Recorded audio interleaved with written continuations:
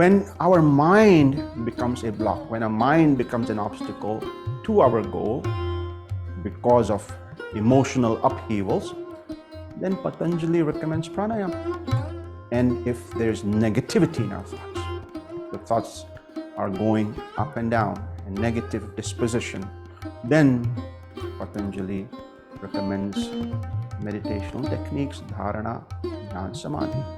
Now, when all these facets are taken care of, then it becomes possible to integrate our personality and achieve the goal of yoga that we are seeking.